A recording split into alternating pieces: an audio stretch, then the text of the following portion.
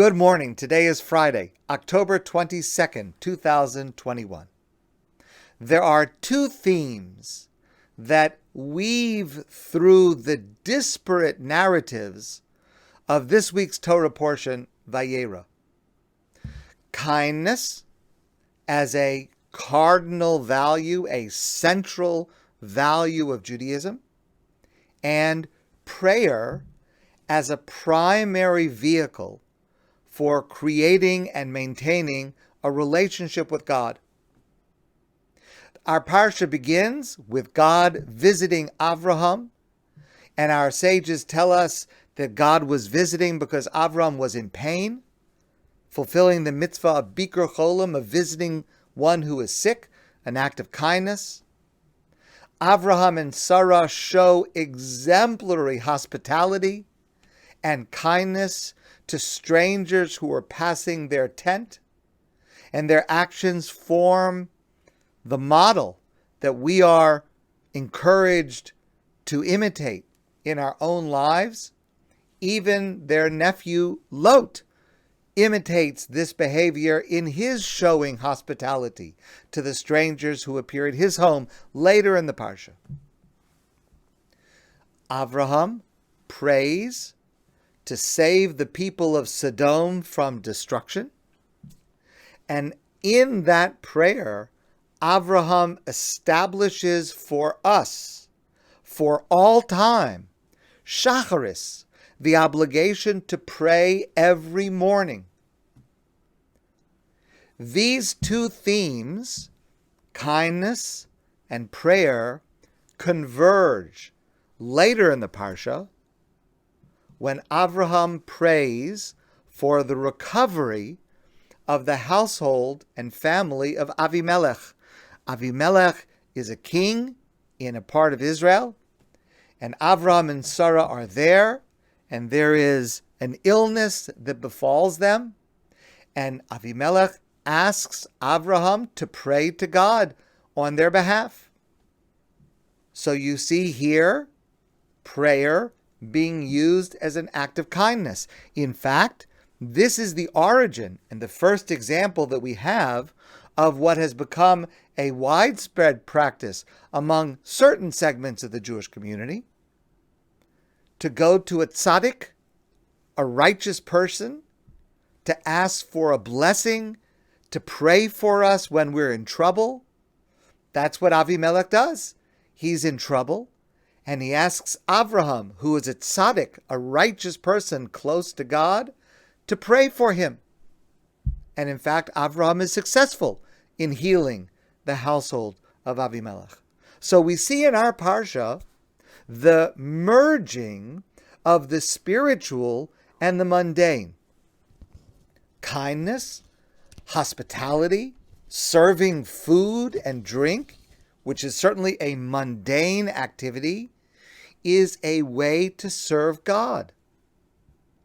Prayer, which is clearly a spiritual activity, is a way to help others and show kindness to others. Prayer is necessary and important in every area of life, including in the mundane. But as we read and learn this week's parsha, there is a concept that is very, very important to keep in mind. And I'll demonstrate it with a story that I heard from Nesanel Safran, who I do not know, but this is the story that he told.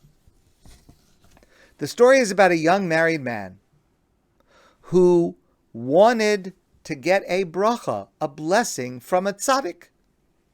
And so he went to a great tzaddik in Israel, a righteous man, a person who many, many people come to for blessings. And it's not easy to be able to see this person. He doesn't take money for what he does. And there's always a line of people waiting to ask for his blessings for all of their various needs. And it took this young man a long time to be able to get an appointment, to be able to see this great tzaddik. He came in and he asked the tzaddik for blessings. He asked this righteous man for a blessing for good health for himself and his family.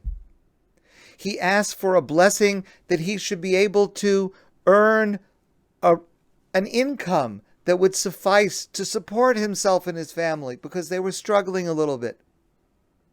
He asked for a blessing for his children, that they should grow up to be good, proud, caring Jews. And for each request that he made to this tzaddik, the righteous man responded with an earnest blessing, blessing him to be successful in these endeavors. Just before he left, he said to the tzaddik, "There's one more blessing I need to ask for. And this could be the most important of all. I ask you for a bracha, for a blessing, for shalom bayis, that my wife and I should have harmony and peace within our home. Our marriage is not doing so well. We're arguing, we're not getting along. And we need shalom bayis. We need peace and harmony and respect in our marriage. And I ask you for a bracha, a blessing, that we should have shalom bayis." The tzaddik looked at him and said, "I can't."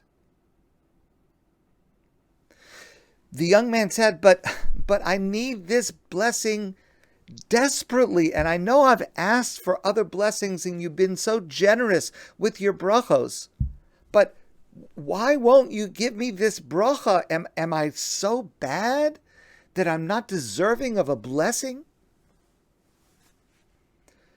And the tzaddik said to him,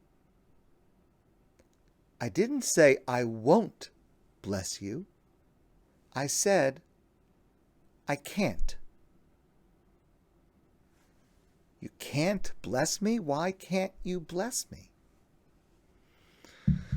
So the tzaddik explained that shalom bayis, harmony within our home, a peaceful and intimate marriage, is a choice that we make. There are many things in life that are situations that God arranges. Our health, our wealth, our strength or weakness. They're things that come from God, and it makes sense to pray to God for them, and a blessing can be helpful. But there is another realm of life, a realm of life that is the result of our choices, of the way that we act. And the situation depends on the choices that we make. It doesn't depend on what God grants or does not grant. Shalom bayis, peace within your marriage, it's within your choice. It's up to you. If you choose to live in peace with your wife, if you treat her in a worthy manner, if you show her respect and honor, and that will motivate her to live in peace with you, that's how you achieve shalom bayis. And if you don't make those choices, if you don't act in those ways and speak in those ways, all the blessings in the world will not help.